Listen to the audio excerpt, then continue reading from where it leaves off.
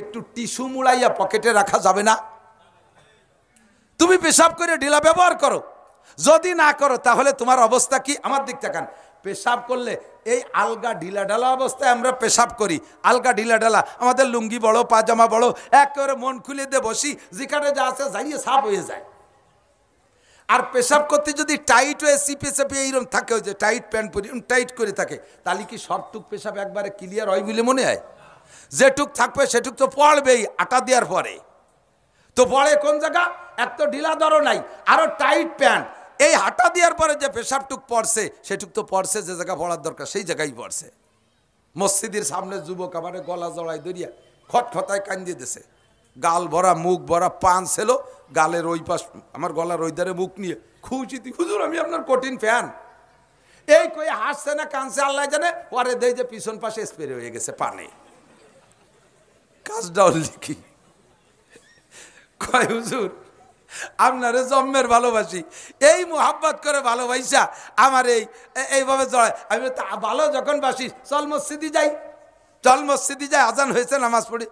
আজ তো দরকার হুজুর প্যান্ট পাক নাই, এই প্যান্ট 7 দিন পরতেছি 2 না,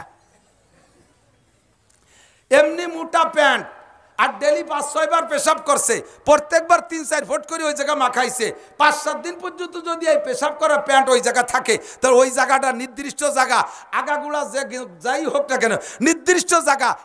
কয় যে হুজুর আমারে মসজিদে নিয়েন না, এই সুষমারা গন্ধে আর কেউ নামাজ পড়তে পারবে না। মুসলমানের সন্তান তোর প্যান্ট কেন নাপাক থাকবে?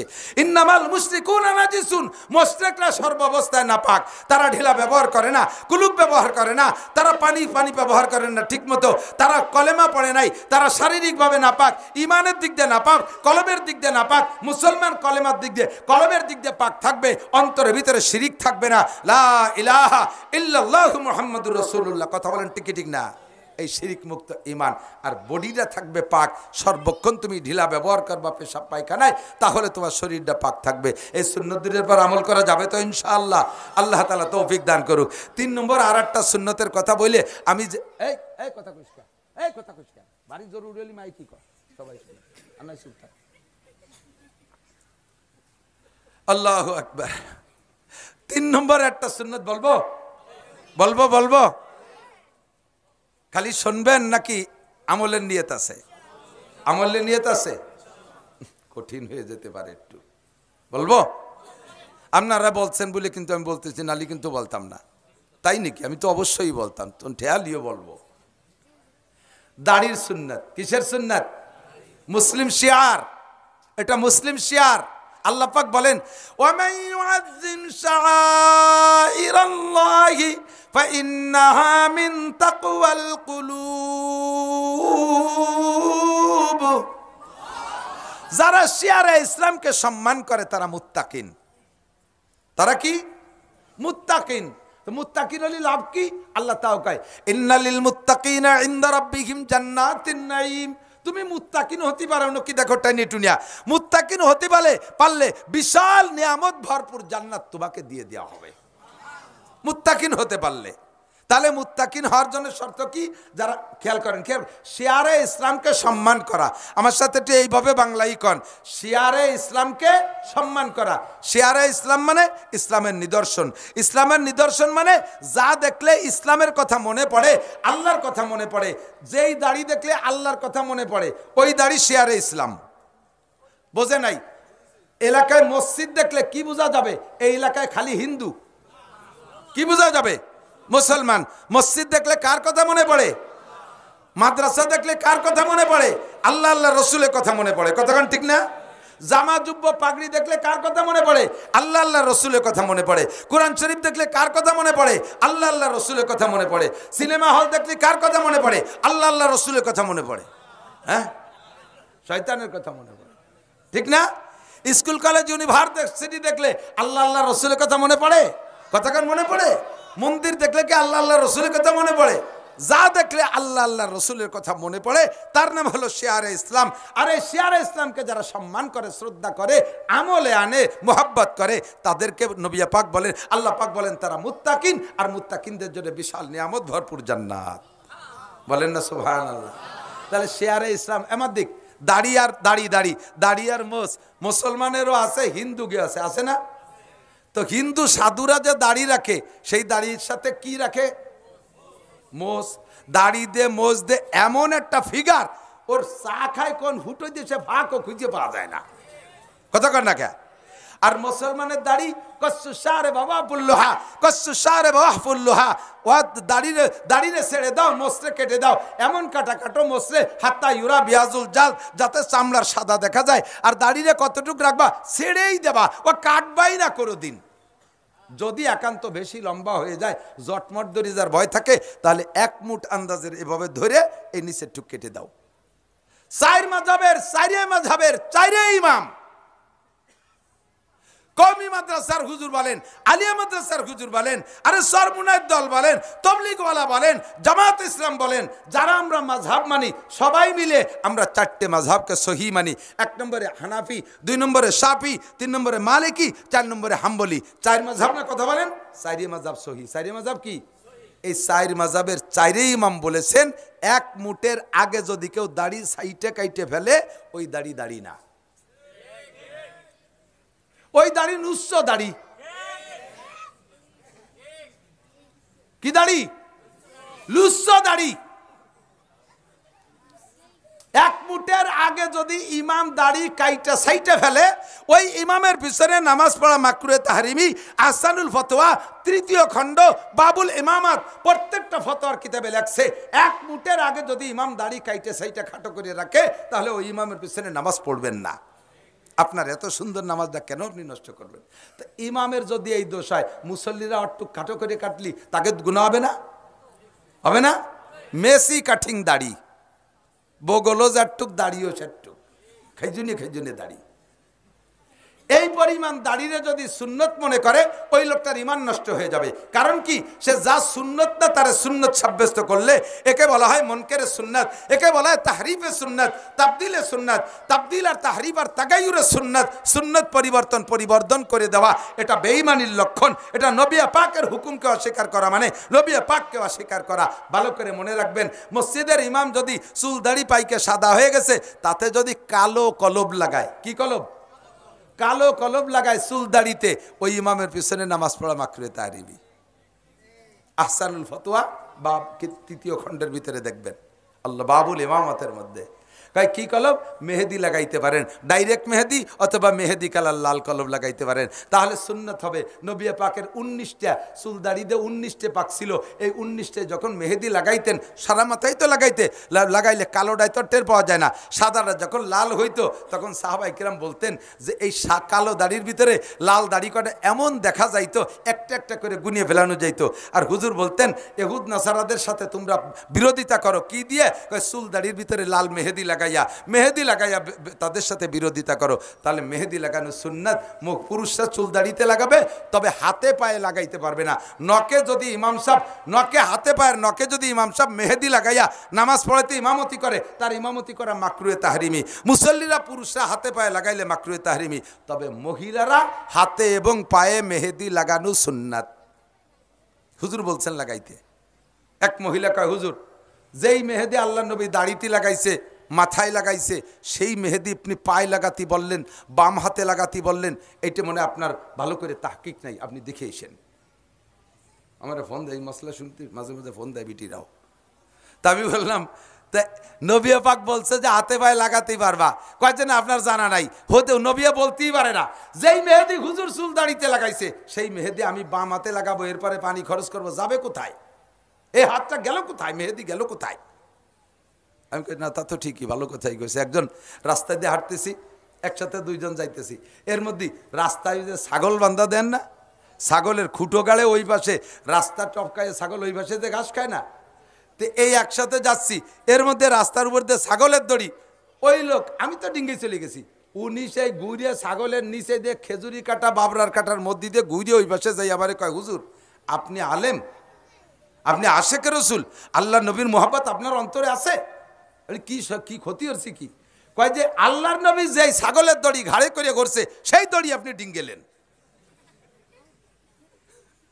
আমি তো ধরা খেয়ে গেছি, তোর এত মোহাব্বত, তাই নবীর দাড়ি কটা কাটছিস কে? এই কয় দাড়ি কাটছিস কে, ধরা পড়ি গেছে না। শেষে কয় আহা বোঝেন না হুজুর, যেই দাড়ি আল্লাহর নবীর মুখে রাখছে ওই দাড়ি আমার মুখে শোভা পায়। আল্লাহর নবীর মুখে দাড়ি তোর মুখে শোভা পায় না, তাহলে তোর মুখে জুতোর বাড়ি শোভা পায়। কথা বল না কে, শয়তানি হতে জায়গা পাও না। বললাম নবী পাক মাথায় আর দাড়িতে মেহেদি লাগাইছে, এই মেহেদি আপনি মহিলা হাতে পায়ে লাগাবেন না। কেন লাগাবেন না? নবী তো অর্ডার করছে। আপনি যদি ওই মোহাব্বতে না লাগান তাহলে আসেন এবার আমার নবী মাথায় আর দাড়িতে, চুলে এবং দাড়িতে খুব তেল লাগাইতেন, খুব তেল লাগাইতেন, মাথায়ও লাগাইতেন দাড়িতেও লাগাইতেন। সেই তেল কি আমরা শুধু মাথায় আর দাড়িতে লাগাই না আরো মেলা জায়গা লাগাই? যতদূর হাতে নাগল পাই সেদূর লাগাই না। তা সে সময় কও না কে, কয় যে হুজুর না তা তো ঠিকই কইছেন। তাহলে ঠিক তোমরা ফয়সালা দাতা তোমরা না, কুরআন হাদিস দেখা গুছাই গাছায় প্লেটে করে এনে দিয়ে গেলাম, এটার পর আমল করো। যেটা সুন্নাত সেটাকে সুন্নতের জায়গায় আমল করবা, বেশি বুদ্ধি খাটাতে যাওয়ার দরকার নাই। কথা কোন ঠিক না? আমাদেরকে সৃষ্টি করেছেন কে? আমরা সৃষ্টি জগতের সবচাইতে সেরা, ঠিক না? মানুষ সবচেয়ে, যুবক আমার দিক তাকাও, হিন্দু বলেন, বুদ্ধ বলেন, খ্রিস্টান বলেন, মুসলমান বলেন, হাস্তিক বলেন, নাস্তিক বলেন, মুরতাদ বলেন, বেঈমান বলেন, কাফের বলেন, মুশরিক বলেন, ইহুদি বলেন, নাসারা বলেন, যাই বলেন, যত জাতি বলেন, যার নাম মানুষ সে সূর্যের চাইতেও দামি, চন্দ্রের চাইতেও দামি, আসমানের চাইতেও দামি, জমিনের চাইতেও দামি, সারা দুনিয়া সবকিছুর চাইতে সে দামি। এবার তার এই দামটাকে ধরে রাখার জন্য সামান্য একটু মেহনত করতে হবে। যদি এই মেহনতটুক করে তাহলে সে কাবা ঘরের চাইতেও দামি। আর যদি এইটুক না করে, আল্লাহ পাক বলেন সুম্মা রাদাদনাহু আসফালা সাফিলিন, তুমি সবচাইতে নিকৃষ্ট, উলাইকা কাল আনআমি বাল হুম আদাল্লু, এগুলো চতুষ্পদ জন্তুর চাইতেও খারাপ। আল্লাহু আকবার। তো দোস্ত, আমরা একটু শুকর আদায় করি। সমস্ত সৃষ্টির ভিতরে আল্লাহ তাআলা আমাদেরকে সর্বশ্রেষ্ঠ করে বানাইছে, বলি না আলহামদুলিল্লাহ। আরও শুকর আদায় করতে পারবেন। হাতি যত বড় হোক আল্লাহ হাদ্দে বানাই নেই, হরিণ যত সুন্দর দেখা যাক আল্লাহ হাদ্দে বানাই নেই, ময়ূর এত সুন্দর দেখায় আল্লাহ তারে হাদ্দে বানাই নেই, অত্যন্ত সুদর্শন পাখি দেখা যায় মাঝে মাঝে, এ পাখির একটাও আল্লাহ হাদ্দে বানাই নেই, এমনকি জিনকে আল্লাহ হাদ্দে বানাই নেই, এমনকি ফেরেশতাদেরকেও আল্লাহ হাদ্দে বানাই নেই, আল্লাহ তাআলা চাঁদটাও হাদ্দে বানাই নেই, সূর্যটাও হাদ্দে বানাই নেই, আল্লাহ আসমানটা হাদ্দে বানাই নেই, জমিনটা হাদ্দে বানাই নেই, আল্লাহর কাবা ঘর আল্লাহ নিজ হাদ্দে বানাই নেই, বাইতুল মুকাদ্দাস আল্লাহ নিজ হাদ্দে বানাই নেই, এগুলো সব বানাইছে ফেরেশতা দিয়ে। শুধুমাত্র 5টা জিনিস হাত দিয়ে বানাইছে, তার মধ্যে আল্লাহ তাআলা মানুষকে বানাইছে নিজ হাত দিয়ে। তাহলে মানুষ অবশ্যই দামি, ঠিক না? আল্লাহ পাক রব্বুল আলামিন এই দামি মানুষটারে বানাইলেন কি দিয়ে? বানাইছে কি? যুবক, মাগুরার যুবক আমার দিক তাকাও, এই দামি মানুষটারে আল্লাহ হীরা কাঞ্চন দিয়ে বানাতো,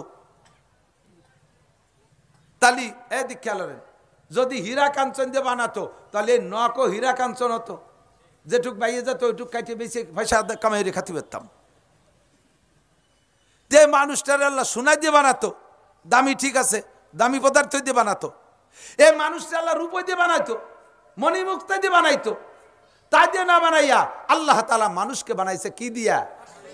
মানুষকে কবরে দাফন করার সময় আপনি বলে আছেন রেগুলার, মিনহা খলাকনাকুম। কথা কার?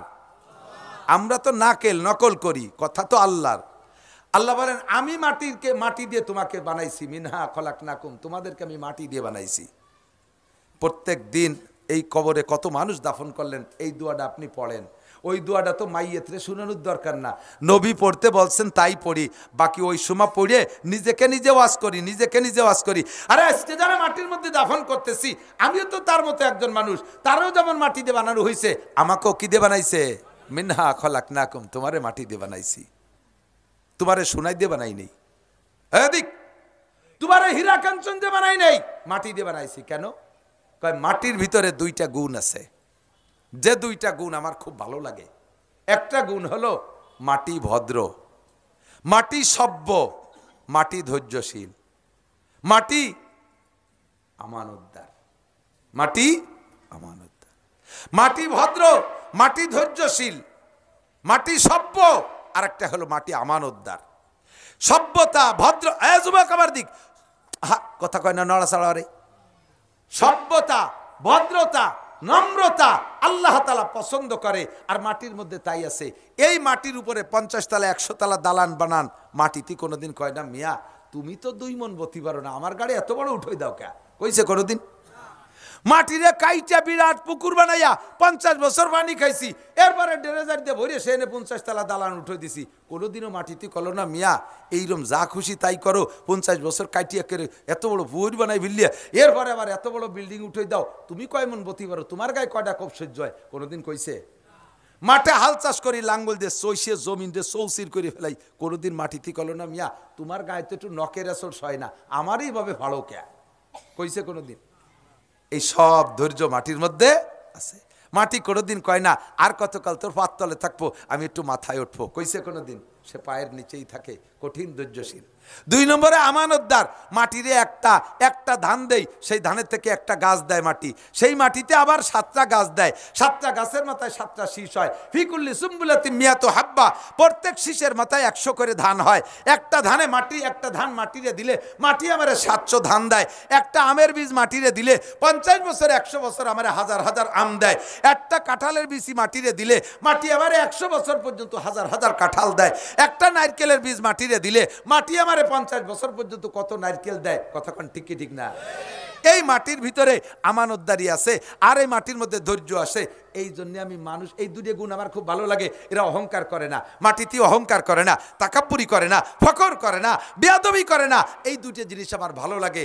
এই জন্য মানুষ তোমাদেরকে মাটি দিয়ে বানাইছি, সোনায় দিয়ে বানালি, সোনার মধ্যে অহংকার আছে, রূপর মধ্যে অহংকার আছে, কথা কয় না কেন? হীরা কাঞ্চনের মধ্যে অহংকার আছে, অহংকার আমার ভালো লাগে না। তোমারও যদি সোনায় দিয়ে বানাইতাম, তোমার দাপটে অহংকারে আমি আল্লাহই টিকতে পারতাম না। তোরে মাটি দিয়ে বানাইছি, মিনহা খলাকনাকুম, তোর মধ্যে 2টি গুণ দেখতে চাই। যুবক তোমার মধ্যে 2টা গুণ চাই, কয়টা? 1 নম্বরে ভদ্র হতে হবে, 1 নম্বরে ভদ্র, নম্র, সভ্য, তোমার চাল চলন, উঠা বসা, মোটরসাইকেল চালানো, মুরব্বীদের সাথে সাক্ষাৎ, দেখা হলেই সাইকেল থেকে নেমে পড়বা, আসসালামু আলাইকুম দাদা কেমন আছেন? তুমি কলেজে পড়ো, বিশ্ববিদ্যালয়ে পড়ো, মোটরসাইকেলে আসছো, মুরব্বীকে দেখে ব্রেক করিয়া আসসালামু আলাইকুম দাদা কেমন আছেন?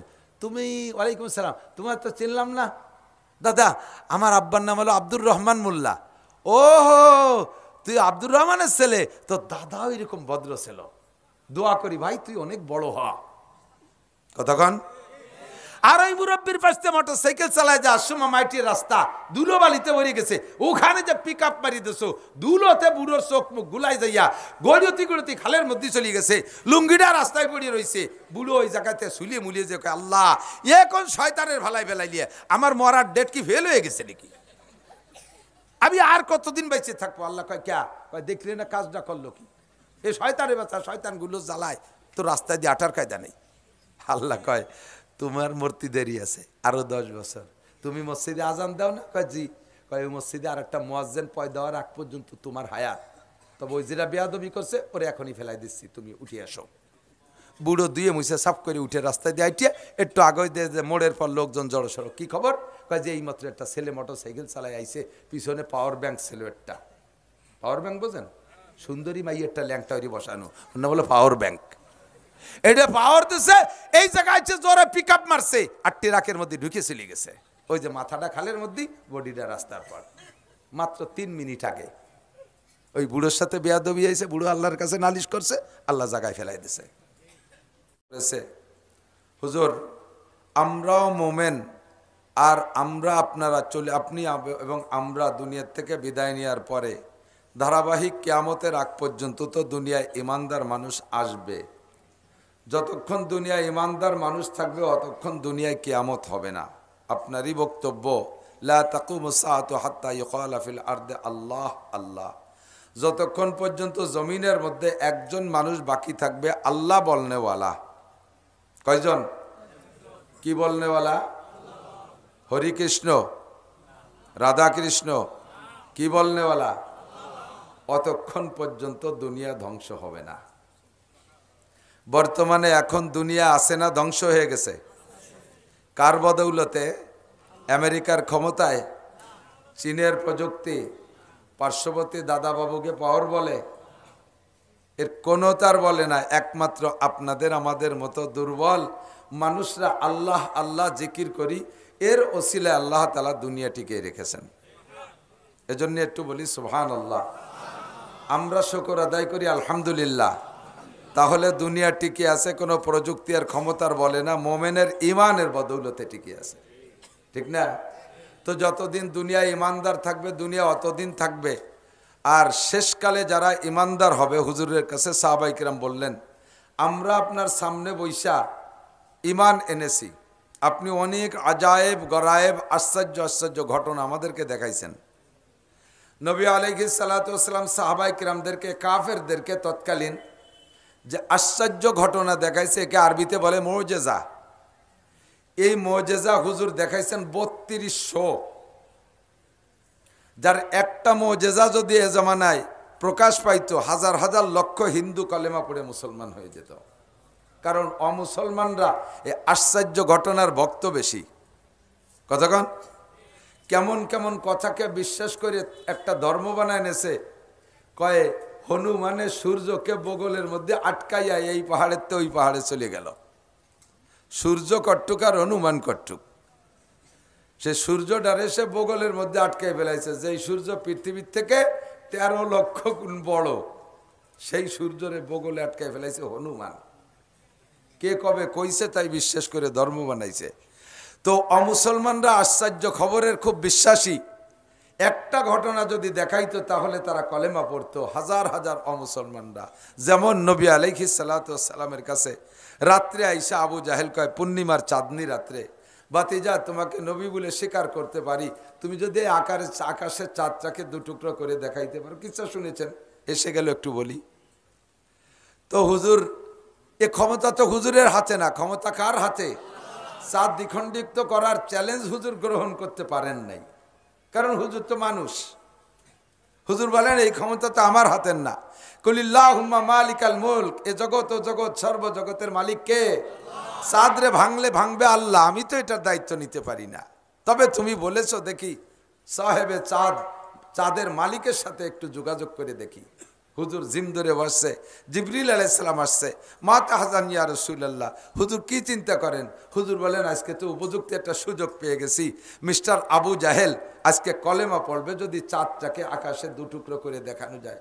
আমার আল্লাহ বিশাল পৃথিবীকে ধ্বংস করে দেবে, আসমান জমিনকে ধ্বংস করে দেবে। সামান্য এক মুহূর্তের ভিতরে সে আল্লাহ তাআলা চাঁদটাকে দুই টুকরা করতে তার একটু কষ্ট বেগ পেতে হবে না। জিবরাইল তো তার মাধ্যমে যদি এত বড় আন্তর্জাতিক খ্যাতি সম্পন্ন ধামড়া এইটা যদি আজকে একটু কলেমা পড়ে, তাহলে তুমি একটু আল্লাহর সাথে যোগাযোগ করো, দি হয় নাকি ঘটনাটা। জিবরাইল কয়, হুজুর ইসবির সোয়ান, একটু অপেক্ষা করেন, আসি। উপর থেকে জিবরিল ফি তারফাতিল আইন, চোখের এক পলকের মধ্যে আসমান থেকে ঘুরে আইসা আল্লাহর ওয়ার্ডার নিয়ে এসে নবীকে, ঘটনা হতে হবে তো নবীর একটু আঙ্গুলের ইশারা হতে হবে, তারপরে না আল্লাহ বলবেন, আল্লাহ কাজ করবেন। তো নবী পাককে জিবরাইল বলে, হুজুর আপনি ওই আবু জাহেলের সামনে আঙ্গুল দিয়ে এমন করে একটা লম্বা দাগ দেন চাঁদের দিক তাকাইয়া। আবু জাহেল দেখতেছে, হুজুর আঙ্গুল দিয়ে ইশারা করলেন, চাঁদটা আকাশে দুটুকরা দুদিক সরে চলে গেল। বলবেন না সুবহানাল্লাহ? এখন আবু জাহেল কন্ট্রাক্টে আটকে গেছে না, কলেমা পড়তে হবে। তো হুজুর বলেন, চাচা যান, কুল লা ইলাহা ইল্লাল্লাহ পড়েন পড়েন, আপনার তো কথা ছিল আমি চাঁদ ভাঙতে পারলে আপনি কলেমা পড়বেন, আমি তো চাঁদ ভেঙে দেখাইছি। তা আবু জাহেল কয় যে, ভাতিজা কি চান বাংলো নাকি মাঝখানে মেয়া গাইছে দাঁড়ালো বুঝতে পারতেছি না। কত বড় কবিস! তাহলে তুমি কখন কলেমা পড়বা, আর কি বিশ্বাস লাগবে? রাতের বেলা বহিরাগতরা মক্কায় ব্যবসা বাণিজ্যের জন্য যে দল আসতেছে, ওরাও তো আকাশে দেখছে ঘটনা। যদি সত্যি তুমি চাঁদ টুকরা করে থাকো তাহলে সকালবেলা ওরা রিপোর্ট দেবে, ওদের রিপোর্টের পর আমি রেজাল্ট দেব। তা আচ্ছা ঠিক আছে হোক। এর আগেও আর একটা দাবি করছে, চাঁদ যদি আকাশে 2 খণ্ড করতেই পারো তাহলে চাঁদ 2 খণ্ডকে তুমি নামাইতেও পারো। চাচা এত বড় চাঁদ মক্কায় নামালি তো মক্কা মাটির তলে ডেবি চলে যাবে। তাহলে বুঝছি তুমি নবী না, তাহলে এটুকু করে দেখাতে হবে। জিবরিল বললেন শুধু ইশারা করেন, পানশাক্কাল কামার, কোরআন শরীফের আয়াতের শব্দ আছে, নবী পাকের আঙ্গুলের ইশারায় চাঁদ দ্বিখণ্ডিত। হুজুর এভাবে হাত দিয়ে ইশারা দিলেন, আর দুই টুকরা চাঁদ জমিনের উপরে আইসা জাবালে আবি কুবায়েস আর জাবালে কাইকুয়ান, মক্কা হেরেম শরীফের পাশেই দুইটা পাহাড়, দুই পাহাড়ের উপরে দুই টুকরা পড়ে গেছে। যেমন সাইজ হওয়া দরকার ওই সাইজ করে এসে পড়ছে। দুই চাঁদের মাঝখান দিয়ে ফাঁকা, ওই পাশের পাহাড়গুলো দেখা যাচ্ছে। হুজুর বলেন, চাচা এবার বলো লা ইলাহা ইল্লাল্লাহ মুহাম্মদ রাসূলুল্লাহ কও। কয় তাও কব সকালে, এখন হবে না। পথিকদের কাছে শুনে নেই। নবী আলাইহিস সালাম যে বিছানায় শুয়ে পড়ছেন, ওই খবিশটা রাত্রে আর ঘুমাই নেই। ও রাত ভর এই আগন্তদের অপেক্ষায় আছে। ফজরের সময় যারা মক্কায় পৌঁছে গেছে, এদের কাছে ওই আবু জাহেল যাইয়া জিজ্ঞেস করতে চাই, তোমরা রাত্রে আকাশে কিছু দেখছো?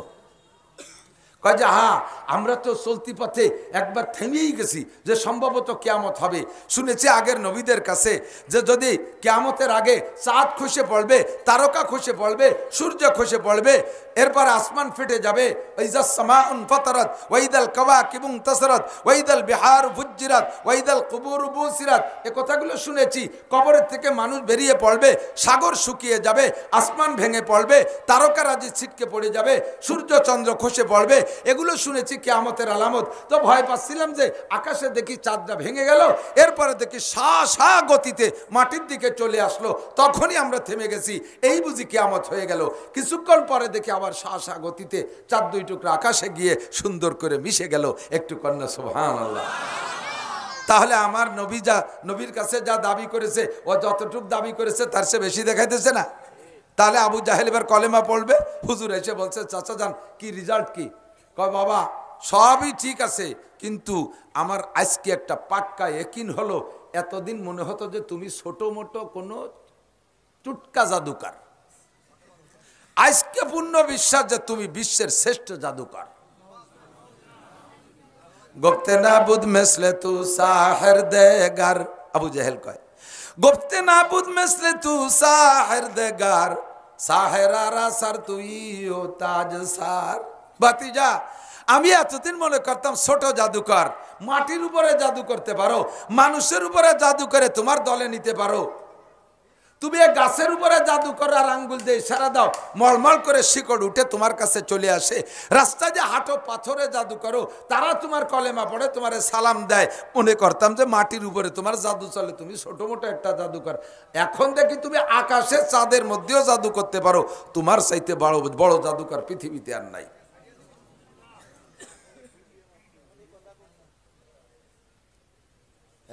থাক, লাইট আর লাগবে না, হয়েছে তো। আল্লাহ কেমন লাগে কন্ত? যতটুক দাবি করছে তার চেয়ে পাইয়ে গেল বেশি। কলেমা পড়া উচিত না? নবী পাক অভিযোগ করলেন, রব্বি ইলা মান আরসালতানি, ও আল্লাহ তুমি আমারে কার কাছে পাঠাইছো? যতটুক দাবি করেছে তার চেয়ে বেশি দেখাইলাম, তুমি তোমার কুদরত দেখাইয়া দিলে আল্লাহ। তারপর সে আমারে জাদুকর কয়, আল্লাহ কয় লা তাহজান ওয়ালা তাখাফ, টেনশন করো না, ভয় পেও না, লাস্তা আলাইহিম বিমুসাইতির ওয়া মা আলাইকা ইল্লাল বালাগ, তোমার দায়িত্ব শুধু পৌঁছিয়ে দেওয়া, কলেমার দাওয়াত তুমি পৌঁছিয়ে দিবা, হিদায়াত গ্রহণ করার জিম্মাদারি তার কাছে। মাই ইন্নাকা লা তাহদি মান আহবাবতা, তুমি যাকে পছন্দ করো তাকে তুমি হিদায়াত দিবা, এই ক্ষমতা তোমার হাতে না। আল্লাহ পাক মাইয়াহদিল্লাহু ফাহুয়াল মুহতাদ ওয়া মান ইউদ্লিল ফালান তাজিদ লাহু ওয়ালিয়াম মুরশিদা, আল্লাহ যাকে হিদায়াত দেয় সেই হিদায়াত পায়, আল্লাহ যারে হিদায়াত দেয় না ওই লোকটার জন্য সারা দুনিয়ার নবী রাসূল আর বক্তারা বয়ান করেও তারে হিদায়াত দিতে পারবে না। আপনি টেনশন করেন না, আবু জাহেল হিদায়াত না পাইলে আপনার নবুয়তিতে যাররা পরিমাণ ঘাটতি আসবে না। খতামাল্লাহু আলা কুলুবিহিম ওয়ালা সামঈহিম ওয়ালা আবসারিহিম গিশাওয়া, ওর অন্তরে মোহর লাগাই দিয়েছি, চোখের সামনে পর্দা ফেলাই দিয়েছি, কানের সামনে পার্টিশন লাগাই দিয়েছি। হক দেখেও দেখবে না, হক বুঝেও বুঝবে না, হক রে শুনেও শুনবে না। আপনাকে তার জন্য, তারা হিদায়াত দেওয়ার জন্য দারোগা বানাই পাঠাই নাই, পিটাই পিটাই আপনি তারে কলেমা পড়াবেন, এ দায়িত্ব আপনার না। ওমা আলাইকা ইল্লাল বালাগ, আপনার দায়িত্ব শুধু তাবলীগ করা, পৌঁছে দেওয়া। আপনি আপনার দায়িত্ব পালন করেছেন, ওই পর্যন্ত থাক। আল্লাহ সাহাবায়ে কিরাম এরকম বহুত ঘটনা দেখছে, দেখে হুজুরকে বলতেছে, হুজুর আমরা তো এই জাতীয় আজীব আজীব ঘটনা দেখা আপনাকে নবী বলে স্বীকার করেছি, বিশ্বাস করেছি, আপনার কথায় আল্লাহকে চিনেছি। আমার দিক অর্ধেক তাকানো যায় না, নিজেরা দাঁড়ায় দেখতে হবে যে আমার কি ভালো লাগে, তাই আর্মিটাকেও ভালো লাগে। ও লাইট লাগবে না তো, যার দিক দেবে তো, যেদিক দেয়া লাগে না সেদিক দাও। আল্লাহ, সাহাবায়ে কিরাম বললেন হুজুর তাহলে একটা সময় আসবে যে সময় আপনি থাকবেন না। এখন নবী আসেন কি কথা কান? এই জাতীয় ঘটনার যদি আমরা দাবি করি তাহলে কেউ কি দেখাইতে পারবে? পারবে কথা কান না? চাঁদ দ্বিখণ্ডিত করে দেখাতে পারবে? সূর্য দ্বিখণ্ডিত করে দেখাইতে পারবে? নবী আলাইহিস সালাতু ওয়াস সালাম আলী রাদিয়াল্লাহু তাআলা আনহুর রানের উপরে মাথা দিয়ে আসরের একটু আগে শুয়ে পড়ছে। শুইছে তো হুজুর ঘুমাই গেছে। ঘুমাইতে এমন টাইম পর্যন্ত চলে গেছে যে বেলা ডুবার একটু আগে আসরের মাকরু ওয়াক্ত পর্যন্ত চলে গেছে। এই সময় হুজুর ঘুম থেকে উঠছেন, অথবা হুজুর আসরের নামাজ পড়ছে, আলী পড়ে নাই, পড়িয়া হুজুর আলীর রানের পর মাথা দিয়ে শুইছে। তো হুজুর তো নামাজ পড়ছেন, আলী পড়েন নাই, আর আলীর রানের উপরে নবী মাথা দিয়ে শুয়ে থাকার কারণে আলী হুজুরের ঘুম ভাঙ্গার নাই। এই করতে করতে বেলা ডুবার একটু আগে মাকরু ওয়াক্ত পর্যন্ত চলে গেছে। এই সময় হুজুরের ঘুম ভাঙছে। তো হুজুর আলী বলতেছেন হুজুর আমি তো আসর পড়ি নাই, তাই তুমি আমার আগে ডাকো নাই কেন? হুজুর আপনাকে যদি ঘুম ভাঙ্গাই তাহলে আপনার কষ্ট হবে, এজন্য আপনাকে ডাকি নাই। হুজুর আমি তো আসর পড়ি নাই।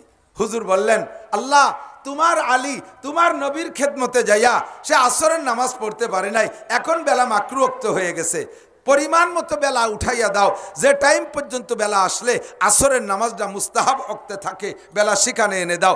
আল্লাহর নবী দাবি করলেন, দোয়া করলেন, আল্লাহর হুকুমে বেলাটা আরো উঁচু হয়ে চলে আসলো। সহিহ বুখারী শরীফের হাদিস। সাহাবায়ে কিরাম বলেন হুজুর এগুলো দেখে দেখে আমরা বুঝছি আপনি শেষ নবী, আপনি সহি নবী, আপনি সঠিক নবী, আর আপনার কথা আল্লাহকে পেয়েছি। আর এক সময় আসবে ঘটনাগুলো শুধু উলামায়ে কিরাম বলবে আর পাবলিক বুকার মতো শুনবে আর বিশ্বাস করবে। আমাদেরও ঈমান তাদেরও ঈমান, এই দুই ঈমানের মধ্যে পার্থক্য আছে। কাদের ঈমানের দাম বেশি? আমি যদি আপনাদের কাছে জিজ্ঞাসা করি আমাদের ইমানের দাম বেশি না সাহাবায়ে কিরামদের ইমানের দাম বেশি, তাহলে আমরা অবশ্যই বলবো, এটা আমাদের ইমানই দায়িত্ব, আমরা বলবো সাহাবায়ে কিরামদের ইমানের দাম বেশি। বলেন কাদের ইমানের দাম বেশি? সাহাবায়ে কিরামের ইমানের দাম বেশি। কিন্তু নবী আলাইহিস সালাম জবাব দিলেন কি? হুজুর বললেন তোমাদের ইমানের চাইতে আমার আখেরি উম্মতের ইমানের দাম 100 গুণ বেশি। তাদেরকে আল্লাহ তাআলা যদি এই জামানায় সৃষ্টি করতো তাহলে আমি নবীকে দেখতো, আমারে দেখার বদৌলতে যে ফজিলাত সাহাবা হওয়ার মর্যাদা এটা তারা পাইতো। তো তাদেরকে যেহেতু আল্লাহ তাআলা এখন সৃষ্টি করেন নাই, আল্লাহই তাদের পিছে ফেলাই দিয়েছে, কাজে আল্লাহ তাআলা তাদেরকে অন্যভাবে পুষিয়ে দেবে। তোমরা আমার সাথে থাইকা যারা কলেমা পড়ে ইসলাম গ্রহণ করবে, মোমেন হবে, তোমাদের ইমানের চাইতে আমার আখেরি উম্মতের ইমানের দাম আল্লাহ তাআলা 100 গুণ বাড়াই দেবে। তোমাদের আমলের চাইতে তাদের আমলের মর্যাদা কত বেশি? হুজুর বলেন মান তামাসসাকা বিসুন্নতি ইনদা ফাসাদে উম্মতি ফালাহু আজরু মিয়াতি শাহিদ। যেই সময় সুন্নতগুলো দুনিয়া থেকে বিলুপ্ত হতে থাকবে, মুসলমানদের অলসতা, আমার দিক যুবক আমার দিক তাকাও, মুসলমানদের অলসতার কারণে সুন্নতগুলো বিলুপ্ত হতে থাকবে, অথবা মুসলমানদের ষড়যন্ত্রের শিকার হইয়া মুসলমানদের থেকে সুন্নতগুলো বিলুপ্ত হতে থাকবে। মুসলমানের অলসতা, দাড়ি না রাখলে কি হয়েছে, দাড়ি একটু খাটো রাখলি বা কি হয়েছে, টুপি ছাড়া নামাজ পড়লে কি সমস্যা, পাগড়ি না পড়লি বা কি হয়েছে, এত বড় 43 বন্ধের জামা নাগাই দিয়া একটু শর্ট গেঞ্জি আর একটু শর্ট প্যান্ট পরলি তো 70 টাকা হয়ে যায়। সুন্নতের এত দরকার কি? মেসাক না করে বিরাজ করলি তো হয়ে যায়। দাঁত পরিষ্কার হওয়া দরকার, একভাবে না একভাবে হলি তো হলো। দস্তারখান না বিছে গামছা বিছেই খেলাম, তাতে কি হয়েছে? এইভাবে ডিল ছাড়তে ছাড়তে সুন্নতগুলো সবই ভিতরের থেকে শেষ, কথা কন না কেন? আর অমুসলমানদের অপকৌশল ষড়যন্ত্র সুন্নত বিদায় নেছে। বলবো দুই একটা বলবো, চোখে আঙ্গুল দিয়ে ধরাই দেই। আমরা টুপি পরি, টুপি নবীর সুন্নাত, টুপি নবীর সুন্নাত। এটা নামাজের সুন্নাত না, এটা মুসলিম পোশাকের ইউনিফর্ম সুন্নাত। শুধু নামাজের সুন্নাত না টুপি, 24টা ঘন্টা এভরিথিং, একেবারে অল এভরিথিং টুপি পরা সুন্নাত, নবী পাকের সুন্নাত। এই সুন্নতে আমাদের থেকে সরানোর জন্য, ছুটানোর জন্য বহুত চেষ্টা করছে, কিন্তু লাস্ট ফিনিশিং মেডিকেল সায়েন্সের গবেষণায় ধরা পড়ছে না, পোশাকের অন্য জায়গায় হাত দাও, টুপি নামাইও না মাথার থেকে। কারণ টুপি হলো স্বাস্থ্যসম্মত। কেন? চুলের ভিতর দিয়ে জার্ম জীবাণু ঢোকে, এইটা ঠেকায় ক্যাপে। যার কারণে দেখবেন সমস্ত মেডিকেল কলেজ, হাসপাতাল এবং যত হাসপাতাল আছে, ক্লিনিক আছে, ওর ভিতরে যারা কাজ করে সবাই কিন্তু মাথায় ক্যাপ পরে, ঠিক না? উন্ডাই এটাকে স্বাস্থ্যসম্মত স্বীকার কইরা নিজেরাও ক্যাপ পরে। এখন আমাদের এই টুপিকে সরাইয়া অন্য টুপি ঢুকানোর পদ্ধতি কি? উন্ডা ষড়যন্ত্র লাগাইছে, এই টুপি পরলে তো নামাজ পড়া যায়। এখন মুসলমানের মাথায় টুপি থাকতে হবে, স্বাস্থ্যসম্মত কইছি যেহেতু, কিন্তু এমন টুপি পরাই ছাড়বো যেই টুপি বললে নামাজ পড়তে পারে না। সুন্দর করে আমাদেরকে অ্যাড দিয়ে দেছে, ভালো করে বুঝাই দেছে, ফার্স্ট ক্লাস আন্তর্জাতিক খ্যাতি সম্পন্ন সভা সে বুঝাই দেছে যে তোমাকে টুপিতে বারেন্দা নাই। আর বারেন্দা না থাকার কারণে সূর্যের তাপ খরা লাগে চোখে, এতে ধীরে ধীরে চোখের পাওয়ার নষ্ট হয়ে যায়। এজন্যই তোমরা এই ক্যাপের সাথে একটা বারেন্দা লাগাও, স্বাস্থ্যসম্মত আরো ভালো হবে। উদ্দেশ্য হলো বারেন্দায় তো আর খুঁটি নাই, বারেন্দা লাগালি তো শক্ত কাপড় দিয়ে লাগাতে হবে। তো শক্ত একটা কাপড় দিয়ে বারেন্দা যদি এনে লাগাই দেয়, তাহলে বারেন্দা অবস্থায় সিজদা দিতে পারবে না, ওই টুপি পরে নামাজও পড়তে পারবে না। কেসা ষড়যন্ত্র। একটা সুন্নাত মেসওয়াক, এদিক তাকান, মেসওয়াক আছে পকেটে? কয়জনের পকেটে মেসওয়াক আছে? পকেট খুঁজলে মোবাইল নাই কার পকেটে? এত বড় মোবাইল, একটা কম্পিউটার ল্যাপটপের মতো মোবাইল প্যান্টের পাশার পিছন পাশে পকেটের মধ্যে ঠাইচিয়ে গুজে ঢুই তুইছে। এত বড় সিগারেট, ব্যানসনের প্যাকেট, তা তোমার পকেটে জায়গা পায়, মোবাইলে জায়গা পায়। তোমার পকেটের ভিতরে গাঁজা জায়গা পায়, ইয়াবা জায়গা পায়, ফেন্সিডিল জায়গা পায়, হিরোইন জায়গা পায়, অনেক কিছু তোমার পকেটে জায়গা পায়। অথচ পকেটে একটা মেসওয়াক রাখতে ডিস্টার্ব হয়, ইংরেজিতে মশলাকা ডিস্টার্ব হয়। মেসওয়াকের লাভ শোনেন, বলবো। রেগুলার যারা মেসওয়াক করবে ওদের শারীরিক স্বাস্থ্যসম্মত স্বাস্থ্যগত দিক দিয়ে লাভ হলো, মেডিকেল সায়েন্সের আবিষ্কার, তিক্ত গাছের ডাল দিয়ে যদি কাঁচা ডাল দিয়ে রেগুলার মেসওয়াক করে তাহলে 1 নম্বরে দাঁত ভালো থাকে, 2 নম্বরে চোখের পাওয়ার বাড়ে, এগুলো শারীরিক লাভ।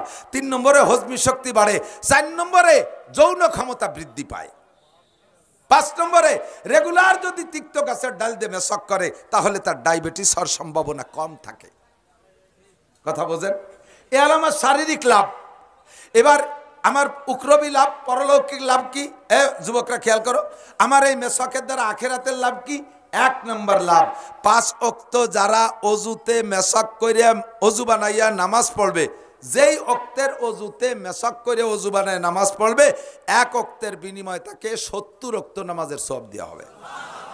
পড়বেন 1 ওক্ত ঈশা, আপনার আমল নামায় 70 ওক্ত ঈশা লিখে দেওয়া হবে। সুবহানাল্লাহর জুত ভালো পেলাম না। আল্লাহ কয় তা আর একটু ভালো রে কও। আল্লাহ 2 নম্বর লাভ, এদিক 2 নম্বর লাভ হলো যারা রেগুলার অজুতে মেসওয়াক করে অজু বানাবে তাদের আমল, তাদের মরণকালে কলেমা নসিব হবেই হবে। লাভ কি? নবী পাক বলেন, মান কানা আখিরু কালামিহি লা ইলাহা ইল্লাল্লাহ ফাদাখালাল জান্নাহ, যেই লোকটার জীবনের শেষ কলেমা হবে লা ইলাহা ইল্লাল্লাহ ফাদাখালাল জান্নাহ, ওই লোকটা যেন জান্নাতে চলিয়াই গেল। ও জান্নাতে যাবে তা না, ফাদাখালাল জান্নাহ, ও যেন জান্নাতে চলিয়াই গেল, ওর কোনো বাধা নাই। 3 নম্বর লাভ আমার দিক তাকান, রেগুলার যারা অজুতে মেসওয়াক করে ওই লোকটা মরণের পরে তার জানাজার নামাজে 70,000 ফেরেশতা হাজির হয়। আমাকে এই বিশাল লাভ থেকে বঞ্চিত করার জন্য সুকৌশলে কয় কে মেসওয়াক, তোমরা তো আশাইল বাগান কয় নাকি, আশাইল বাগান কি কয়, আশাইল স্টিল বাগান দিয়ে তো বানাও, ওতে শিয়ালে পেশাব করতে পারে, কুত্তোয় পেশাব করতে পারে, ওর মধ্যে জার্ম জীবাণু থাকে, করোনা মাহায় থাকতে পারে, ওর মধ্যে যাইও না, দাঁতের ক্ষতি হবে ইত্যাদি ইত্যাদি ভয় দিয়ে। তাই দাঁত মাজবো কী দিয়ে? আমরা বিরাজ বানাই দিচ্ছি, গমের তৈটে পেপসোডেন দিয়ে বিরাজ ফায়ার করবা, এইভাবে দাঁত সাফ হয়ে যাবে, ভিতরে সব নষ্ট হয়ে যাবে, সাফ সুতরা পরিষ্কার হয়ে যাবে। এমন সুন্দর করে একজাক্ট ডানা কাটা পরি সুন্দরী মাইয়ে দিয়ে টেলিভিশনের ভিতরে ক্লোজ আপ করে যে ভেক্সি মারে, যুবকরা সব শীতকায় তৈরি পড়িয়ে যায়। সকালবেলা যাইয়া পেপসোডেন্ট আর বিরাজ কিনে নিয়ে আসে, জীবনে কোনোদিন মেশকের খবর নেয় না। এমন সুন্দর করে দাজ্জালি ফেতনায় আমাদের ভিতরে বিরাজ ঢুকে দিছে যে প্রত্যেকটা মুসলমান এখন মেশক চেনেই না। কথা বলেন ঠিক কি ঠিক না? পুরুষরা একটু ব্যবহার করলেও যারা তবলিগি গেছে, মহিলাদের বাড়ি কয়জনের কাছে মেশক কাছে খুঁজে দেন দি। এইভাবে সুকৌশলে সুন্নত বিতাড়িত করে দিচ্ছে। আল্লাহু আকবার। এই আল্লাহ নবী সাহাবায়ে কিরামদেরকে বলেন, তোমরা যারা আমার সামনে আসো, তোমরা আসো অনুকূল পরিবেশে। কি পরিবেশ? আরে কথা কয় না, কি পরিবেশ? অনুকূল পরিবেশে ইবাদত করা সহজ, প্রতিকূল পরিবেশে ইবাদত করা অত সহজ না। যেমন আমি আরো দুই চারটে বলি, এদিক টাকান। এই মাদ্রাসার ছাত্ররা, এই মাদ্রাসায় কি মেয়েরা পড়ে নাকি? বড় মেয়েরা পড়ে? পড়ে না। চার দেওয়াল দিয়ে আটকানো যদি থাকে, তাহলে সারা বছর যদি ওর ভিতরে আমরা খানা পরিবেশন করি, লিল্লা বডিগে যদি তারা খায়, অথবা তাদের টাকায় দিয়ে তারা বডিগি খায়, সারা বছরের ভিতরে তারা কখনো মাদ্রাসা থেকে বের না হয়, তাহলে এই ছেলেগুলো এবং শিক্ষকরা কখনই কি কোনো মেয়ের মুখ দেখবে? তাহলে ওরা সারাটা বছর 100% পর্দা করলো না? ওদের এই 100% পর্দা করা কঠিন না সহজ? একটা মাইও এর মধ্যে আসে না, তবে পর্দা করবে কিভাবে? ঠিক না? এর ভিতরে থেকে পর্দা করা সহজ। এই একটা হুজুর বা ছাত্র যদি 1 বছর মাদ্রাসায় 4 দেওয়ালের মধ্যে বন্দি থাইকা এরপরে বছরের শেষে ক্রেডিট ঝাড়ে, আমি 1 বছর বেপর্দা করি নাই, আল্লাহ বলবেন থ্যাংক ইউ, তোমাকে ধন্যবাদ, তুমি ভালো কাজ করেছো। তবে তোমার চাইতে কোনো কলেজের শিক্ষক অথবা যেখানে সহশিক্ষা আছে, নারী পুরুষ একসাথে পড়ে, ওই জায়গার কোনো শিক্ষক বা ছাত্র যদি বলে আজকে আমি 2টা ঘন্টা ক্লাস টাইমে কোনো মেয়ের দিকে তাকাই নেই, এই হুজুর 1 বছর পর্দা করে জেনে কি পাবে? ওই কলেজ স্টুডেন্ট আর শিক্ষক মাত্র 2 ঘন্টা পর্দা করে তার চাইতে বেশি নেকি পাবে। কারণ ইনি পর্দার পরিবেশে আছে, এখানে পর্দা করা সহজ, আর সে হলো পর্দার পরিবেশে না, সে প্রতিকূল পরিবেশে আছে। কতক্ষণ? আমি যদি বলি আমি জীবনেও কোনোদিন আসামির কাছ থেকে ঘুষ খাই নেই, কোনোদিনও আসামির কাছ থেকে ঘুষ খাই নেই, এটা ভালো কথা। ঘুষ না খাওয়া তো ভালো কথা। আর আল্লাহ কায় খাও নাই কা? কাল আমি পুলিশি চাকরিও নেই। তো পুলিশি চাকরি না করে ঘুষ না খাওয়া, ঘুষ খাই নাই, এটা একটা ভালো কাজ। কিন্তু খাই নাই কেন? আমি ঘুষ খাওয়ার পরিবেশে যাই নাই। কোনো দারোগা যদি আমি জীবনে ঘুষ খাই নাই, কোনো পুলিশ যদি বলে জীবনে ঘুষ খাই নাই, কোনো ওসি সাহেব যদি বলে 1 মাস ঘুষ খাই নাই, আমি 100 বছর ঘুষ না খাইয়ে যে নেকি পাইছি, উনি 1 মাস ঘুষ না খেয়ে তার চেয়ে বেশি নেকি পাইছে। কারণ সে প্রতিকূল পরিবেশে, যেখানে ঘুষ খাওয়ার পরিবেশ, ওই জায়গা থেকে সে বেঁচে রয়েছে। কথা বলেন ঠিক ঠিক না? আমি যদি বলি আমি ভিজিএফ কার্ড বেছে খাই না, পঙ্গু ভাতা বেছে খাই না, বয়স্ক ভাতা বেছে খাই না, আমি টোন মারি না, মন মারি না, আমি কোনো দুর্নীতি ইউনিয়নের কোনো মালের করি না, কেন করেন না?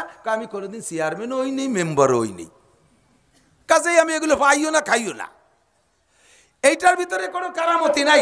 যদি কোনো চেয়ারম্যান মেম্বার বলতে পারে আমি 1 মুঠ গরিবের মাল মারিয়ে খাই নেই, জনগণের 1টা টাকা আমি মারিয়ে খাই নেই, তাহলে 1 মাস যদি সে মারিয়ে না খায়, আমি 100 বছর মারিয়ে না খাতে যে নেকি, উনি 1 মাসের ভিতরে তার চেয়ে বেশি নেকি পাবে। কারণ সে আছে প্রতিকূল পরিবেশে, আমি আছি অনুকূল পরিবেশে। আমার ইবাদত করা সহজ, তার ইবাদত করা অত সস্তা না। কথা কন না? ঠিক কি ঠিক না? ঠিক না? 90 বছরে বুড়ো, 90 বছরে বুড়ো নাকের মধ্যে পাইপ দিয়ে সেলাইন খাওয়াচ্ছে, শুয়ে শুয়ে আস্তাগফিরুল্লাহ, আমি আর কোনোদিন জিনা করব না। আল্লাহ কা কেন করবো না? কাজে না, এর মধ্যে দিয়ে পাইপ ডুয়ে দিছে। তুমি কোন বয়সে তওবা করলে? যে সময় তোমার এনার্জি সব শেষ। কতক্ষণ এনার্জি থাকতে, এ যুবক, মাগুরার পান্নামদুলি, নিজনামদুলি মাগুরার যুবকরা, যাদের এখন জেনা করার এনার্জি আছে, চুরি করার শক্তি আছে, ডাকাতি করার ক্ষমতা আছে, এবাগাজা ফেন্সিডিল খাওয়ার ক্ষমতা আছে, এই বয়সে যদি তওবা করো, তাহলে তুমি এই বয়সে তওবা করা। আল্লাহু আকবার। বুজুর্গানে দিন বলেন, দরজওয়ানি তওবা করদান শিবায়ে পয়গম্বরিস, দরজওয়ানি তওবা করদান শিবায়ে পয়গম্বরিস, ওয়াক্ত পীরি গুরগে জালেম মি শাবাদ পরহেজগার। বুড়ো হয়ে গেলে সুন্দরবনের রয়্যাল বেঙ্গল টাইগার সেও তওবা করে। বুড়ো রয়্যাল বেঙ্গল টাইগার দেখেন না আপনারা? তো দেখেন, আমি দেখছি। শরণখোলা গেছি মাহফিলি, তো বললাম যে 2 দিন মাহফিল, দিনের বেলা যখন আসি সুন্দরবনের একটু ভিতরে যাব, ওকে বিশাল সাহস। আমার তো কইছি ভিতরে যাব, ওরা খুশিতে আমার নিয়ে যাবে, আমার তো 1:30টা বাসিয়ে শুরু হয়ে গেছে। দোয়া কালাম পড়িয়া আবু লাখের শরীর বন্ধ দিয়ে কলামে আগে 5-6 জন, পিছনে 5-6 জন, ডানিভাবে 2-3 জন থাকবি, বাগে থাবা দিলি তোকে খাবে, পরে যদি বাইসে থেকে আমারে খাবে। আমি আগেও যাব না, পাশেও যাব না। এই বলিয়া রওনা দিচ্ছি সব কজনের নিয়ে, 15-20 জন নিয়ে সুন্দরবনে যাব। এর আগে একটা নদী আছে, ছোট্ট নদী। ওই নদীর উপরে একটা বাঁশের চার দিয়া, চার কয়তো চার, বাঁশের চার দিয়া, এই চারের গোড়ায় দেখি মুরব্বী একটা বসা, বাঘ, বিশাল বাঘ, নড়ে চড়ে না। আমি কই হয়ে গেছে, যা দেখবো বলে ঢুকবো, দেখা হয়ে গেছে, আসসালামু আলাইকুম, তোমরা গেলি যাও, আমি যাব না। কয় যে হুজুর এই বাঘটা 1 সপ্তাহ জায়গা, নড়েও না, চড়েও না, কিছু শিকারও করতে পারে না, খায়ও না। কবে তেরুজা রয়েছে আল্লাহ জানে, বয়স অনেক। এখন আগে লাভ দিলি সামনের দিক 22 হাত যেত, এখন লাভ দিতে গেলি 3 হাত ফাঁস হয়ে যায়, সেটুকু উঠতে পারে না। এখন মুরিদ হইছে, এই মুরিদের কোনো ভ্যালু নাই, এখন মুরিদ হওয়া লাগছে। সিংহের মতো শক্তি সাহস সব হয়ে গেছে গত, কোনো মতে আজ বেঁচে আসি ভাই খাকশিয়ালের মতো। কতক্ষণ বুড়োগে অবস্থা তাই, সিংহের মতো শক্তি সাহস সব হয়ে গেছে গত, কোনো মতে আজ বেঁচে আসি ভাই খাকশিয়ালের মতো। 80-90 বছরে বুড়ো, যে গুনার থেকেই তওবা করুক, ওই তওবার অত গুরুত্ব না, কারণ এখন তার গুনাহ করার এনার্জি নাই। ওনার এখন ইবাদতের অনুকূল পরিবেশে চলে আসছে, তওবা করার অনুকূল পরিবেশে চলে আসছে। এই বয়সে তওবা করলে যেই নাকি, যেই সম্মান আমার 16, 18, 20, 22, 25, 30 বছরের যুবকরা যদি তওবা করে, এই 90 বছরে বুড়োর তওবার চাইতে আল্লাহর কাছে তার তওবার দাম অনেক বেশি। অনুকূল পরিবেশে ইবাদত করার চাইতে প্রতিকূল পরিবেশে ইবাদত করলে নেকি বেশি। তাই নবী বলেন আমার সঙ্গে তাইকা, এ যুবক আমার দিক তাকাও। হুজুর বলেন আমার সাহাবায়ে কিরাম তোমরা আছো অনুকূল পরিবেশে, আর আমার আখেরি জামানার উম্মত থাকবে প্রতিকূল পরিবেশে। আমার সাথে থাইকা আমার চেহারা দেখলে তোমরা দুর্বল, আমার কথা শুনলে তোমরা দুর্বল, আমার মুজিজা দেখলে তোমরা দুর্বল, আমার বয়ানে তোমরা গলা কাটায় দিতে সক্ষম, আমার বয়ানে তোমরা গলা কাটায় দিতে যতটা সহজ, আরে একটা সময় আসবে উম্মত হাতের নখ কাটাও তো সহজ হবে না। হাতের নখ কাটা সুন্নত, এই সুন্নতটা আমল করাও তার কঠিন হবে। এক শ্রেণীর নারী আর পুরুষ, যুবক যুবতী এই শুয়োরের মতো এরকম লম্বা লম্বা নখ রাখে, দেখছেন না? এই শুয়োরের নখ কাটতে বলিয়েন কি কয়, আল্লাহু আকবার। পুলা পান্ডে এমন ভাবে, এমন নোংরা আদর্শে আমরা তৈরি করে ফেলাইছি। সেদিন আমার চোখের সামনে 5 বছরই একটা পুলা, তার মা তারে চুল কাটাইতে আনছে, দড়িয়ে বাইন্ধে চুল কাটাইতেছে। ও চুল কাটানোর ভিতরে একটু চুল খাটো হয়ে গেছে বেশি, এই যে কান্না শুরু হচ্ছে, ওর মারে আমার চুল লম্বা দিতে হবে। তুই কেন এত খাটো হলি আমার চুল লম্বা না দিলে জায়গাতে যাবো না। শেষে আমরা উপস্থিত সবাই মিলে তার ওই চুলের প্রশংসা করছি। ওর মা ওরে আলাদা করে 500 টাকা দিয়েছে, তারপরে বাড়ি গেছে। এমন আদর্শে তৈরি হয়েছে চলচ্চিত্রের নায়ক নায়িকাদেরকে দেখে, টেলিভিশন, ফেসবুক, ইউটিউবের ভিতরে এই বান্দরে চুল লাগে দেখতে দেখতে ওই চুলের মহাব্বত এমনভাবে ঢুকছে, 5 বছরে পোলাও চুল খাটো করতে চায় না। নখটা এমনভাবে বানাইছে শুয়োরে নখ, ও কার্তিক অলিবারা কেমন তার কলজে কাটিয়ে যায়। নবী পাক বলে আমার সাথে থাইকা উহুদ বদর খন্দকে যাইয়া গলা কাটায় দিয়া যত সহজ, এক সময় আসবে হাতের নখ কাটা অত সহজ না। ওই সময় এই নখ কাটলে তাকে 100 শহীদের সওয়াব দেওয়া হবে। কন্যা সুবহানাল্লাহ।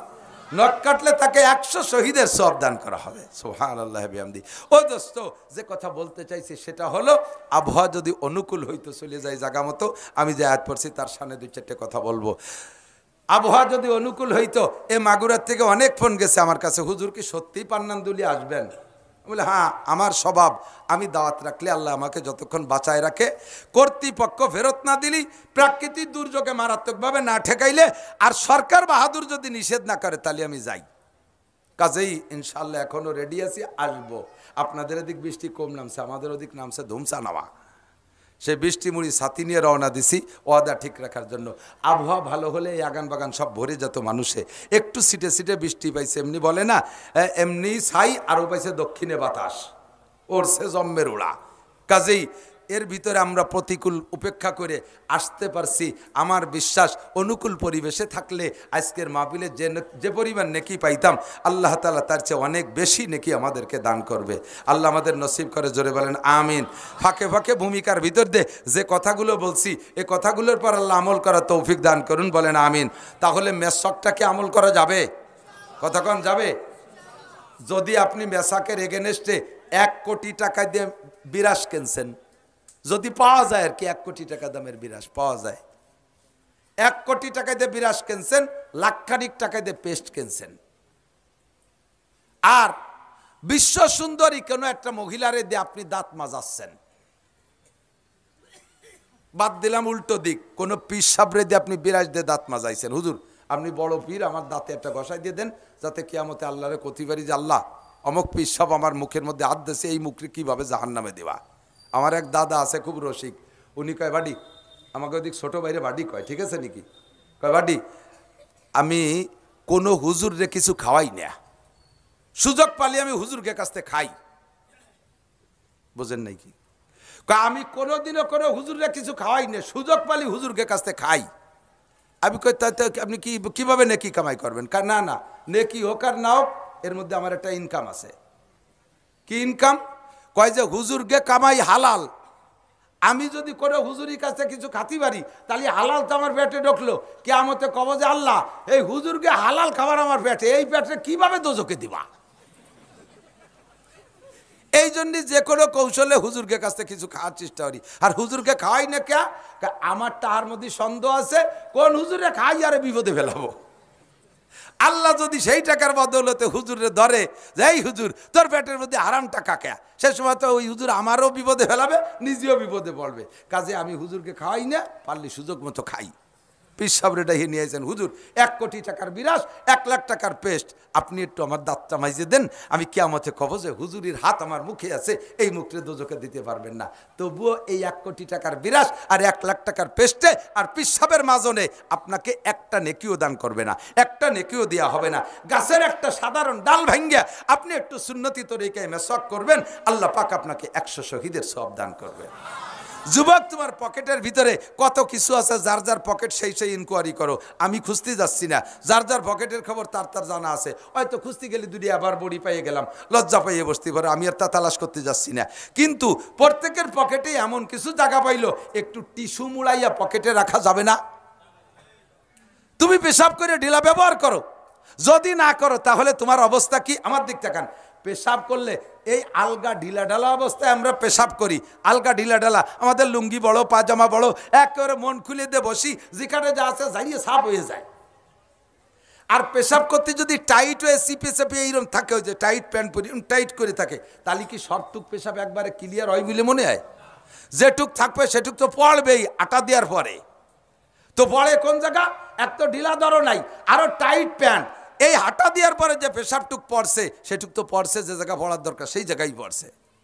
মসজিদের সামনে যুবক আমার গলা জড়াই দরিয়া খটখটায় কান্দিয়ে দিছে, গাল ভরা মুখ ভরা পান ছিল, গালের ওই পাশ আমার গলার ওই ধারে মুখ নিয়ে খুঁজি, হুজুর আমি আপনার কঠিন ফ্যান, এই কই হাসছে না কানছে আল্লাহ জানে, পরে দেয় যে পিছন পাশে স্প্রে হয়ে গেছে পানে। কাজটা লিখি কয় হুজুর আপনারে জন্মের ভালোবাসি, এই মোহাব্বত করে ভালোবাসা আমার এইভাবে জড়ায়, আমি ভালো যখন বাসি চল মসজিদে যাই, চল মসজিদে যাই, আজান হয়েছে নামাজ পড়ি, আজ তো দরকার হুজুর প্যান্ট পাক নাই, এই প্যান্ট 7 দিন পরতেছি 2 না, এমনি মোটা প্যান্ট, আর ডেলি 5-6 বার পেশাব করছে, প্রত্যেকবার 3-4 ফুট করে ওই জায়গা মাখাইছে, 5-7 দিন পর্যন্ত যদি এই পেশাব করা প্যান্ট ওই জায়গা থাকে, তাহলে ওই জায়গাটা নির্দিষ্ট জায়গা, আগাগুলা যাই হোক না কেন নির্দিষ্ট জায়গা একটা কুত্তো মারা গন্ধ হয়ে গেছে না?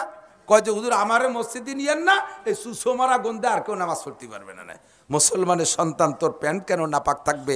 ইন্নামাল মুশরিকুনা নাজিসুন, মুশরিকরা সর্বাবস্থায় নাপাক, তারা ঢিলা ব্যবহার করে না, কুলুপ ব্যবহার করে না, তারা পানি ব্যবহার করেন না ঠিক মতো, তারা কলেমা পড়ে নাই, তারা শারীরিকভাবে নাপাক, ইমানের দিক দিয়ে নাপাক, কলবের দিক দিয়ে নাপাক। মুসলমান কলেমার দিক দিয়ে কলবের দিক দিয়ে পাক থাকবে, অন্তরের ভিতরে শিরিক থাকবে না, লা ইলাহা ইল্লাল্লাহু মুহাম্মাদুর রাসূলুল্লাহ। কথা বলেন ঠিক ঠিক না? এই শিরিক মুক্ত ঈমান। আর বডিটা থাকবে পাক, সর্বক্ষণ তুমি ঢিলা ব্যবহার করবা পেশাব পায়খানায়, তাহলে তোমার শরীরটা পাক থাকবে। এই সুন্নতের পর আমল করা যাবে তো ইনশাআল্লাহ। আল্লাহ তাআলা তৌফিক দান করুক। 3 নম্বর আর একটা সুন্নতের কথা বলে আমি যে এই কথা কইছ, এই কথা কইছ, বাড়ি জরুরি হলি মাই কি কর সবাই আনাই সুলতান। আল্লাহু আকবার।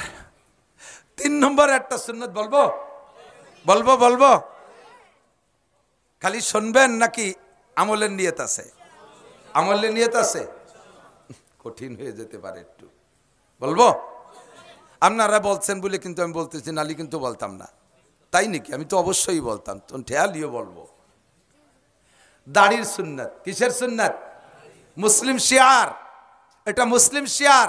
আল্লাহ পাক বলেন, ওয়ামান ইউআযযিম শাআইরাল্লাহি ফাইন্নাহা মিন তাকওয়াল কুলুব। যারা শিয়ারে ইসলামকে সম্মান করে তারা মুত্তাকিন। তারা কি? মুত্তাকিন। তো মুত্তাকিন হলে লাভ কি?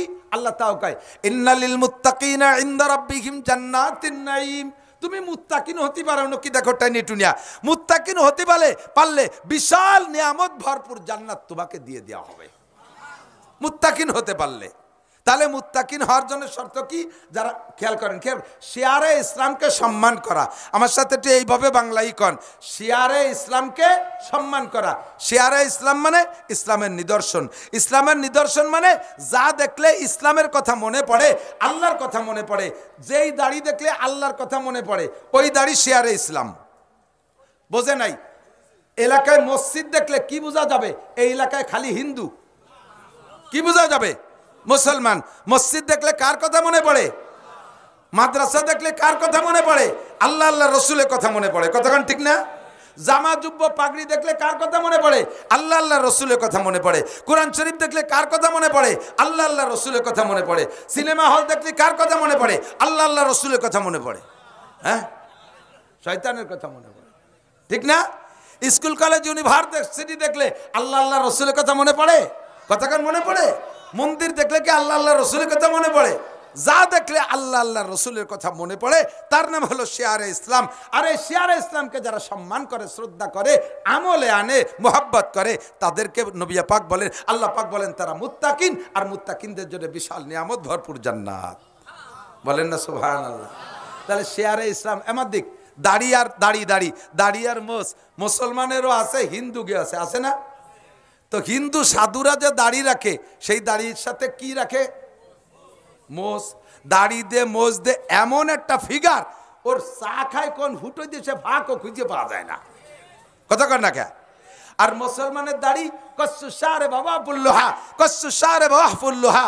ও দাড়িরে ছেড়ে দাও, মোসরে কেটে দাও, এমন কাটো মোসরে হাত্তা ইউরা বিয়াজুল জাল, যাতে চামড়ার সাদা দেখা যায়। আর দাড়িরে কতটুক রাখবা? ছেড়েই দেবা, ও কাটবাই না কোনোদিন।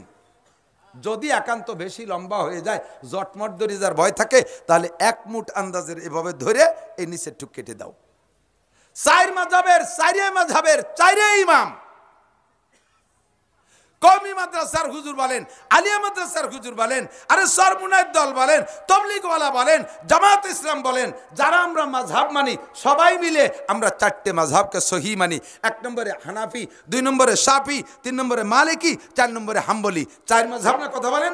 4 মাযহাব সহি। 4 মাযহাব কি? এই 4 মাযহাবের 4 ইমাম বলেছেন, 1 মুঠের আগে যদি কেউ দাড়ি সাইটে কাইটে ফেলে, ওই দাড়ি না। ওই দাড়ি নুস্য দাড়ি। কি দাড়ি? লুস্য দাড়ি। 1 মুঠের আগে যদি ইমাম দাড়ি কাইটা সাইটে ফেলে, ওই ইমামের পিছনে নামাজ পড়া মাকরুহে তাহরিমি। আহসানুল ফতোয়া 3য় খণ্ড বাবুল ইমামাত, প্রত্যেকটা ফতোয়ার কিতাবে লেখছে 1 মুঠের আগে যদি ইমাম দাড়ি কাইটে সাইটে খাটো করে রাখে, তাহলে ওই ইমামের পিছনে নামাজ পড়বেন না। আপনার এত সুন্দর নামাজটা কেন আপনি নষ্ট করবেন? তো ইমামের যদি এই দোষ হয়, মুসল্লিরা একটু খাটো করে কাটলি তাকে গুনাহ হবে না? হবে না? মেসি কাটিং দাড়ি, বগলও যারটুক দাড়িও সেটুক, খেজুনে দাড়ি।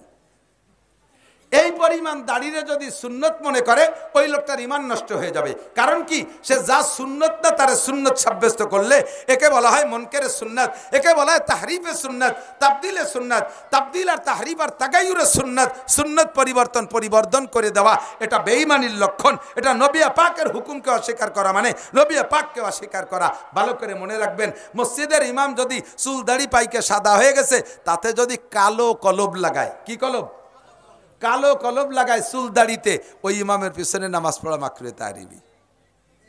আহসানুল ফতোয়া বা 3য় খণ্ডের ভিতরে দেখবেন, আল্লাহ বাবুল ইমামতের মধ্যে কি কলব, মেহেদি লাগাইতে পারেন, ডাইরেক্ট মেহেদি অথবা মেহেদি কালার লাল কলব লাগাইতে পারেন, তাহলে সুন্নত হবে। নবী পাকের 19টা চুল দাড়িতে 19টে পাক ছিল, এই 19টে যখন মেহেদি লাগাইতেন, সারা মাথায় তো লাগাইলে কালোটায় তো টের পাওয়া যায় না, সাদাটা যখন লাল হইতো তখন সাহাবায়ে কেরাম বলতেন যে এই কালো দাড়ির ভিতরে লাল দাড়ি কটা এমন দেখা যাইতো, একটা একটা করে গুনিয়ে ফেলানো যাইতো। আর হুজুর বলতেন, ইহুদ নাসারাদের সাথে তোমরা বিরোধিতা করো, কি দিয়ে, চুল দাড়ির ভিতরে লাল মেহেদি লাগাইয়া তাদের সাথে বিরোধিতা করো। তাহলে মেহেদি লাগানো সুন্নাত, পুরুষরা চুল দাড়িতে লাগাবে, তবে হাতে পায়ে লাগাইতে পারবে না।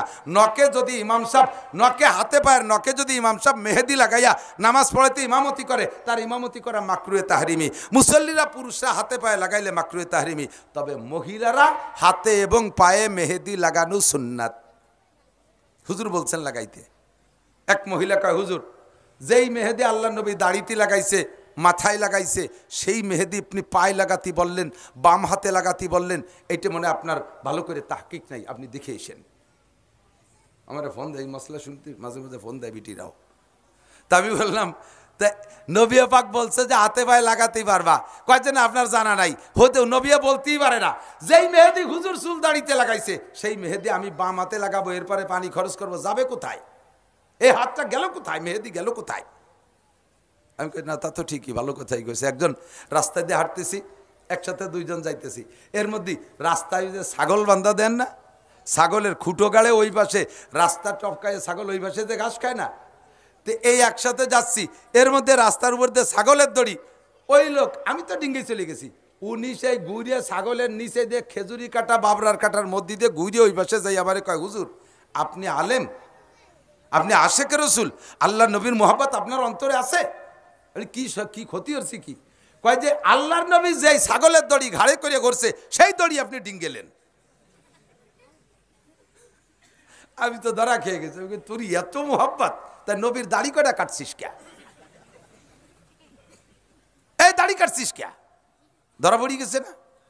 শেষে কয়, আহা বোঝেন না হুজুর, যেই দাড়ি আল্লাহর নবীর মুখে রাখছে, ওই দাড়ি আমার মুখে শোভা পায়? আল্লাহর নবীর মুখে দাড়ি তোর মুখে শোভা পায় না, তাহলে তোর মুখে জুতোর বাড়ি শোভা পায়। কথা বল না কে? বললাম নবী পাক মাথায় আর দাড়িতে মেহেদি লাগাইছে, এই মেহেদি আপনি মহিলা হাতে পায়ে লাগাবেন না।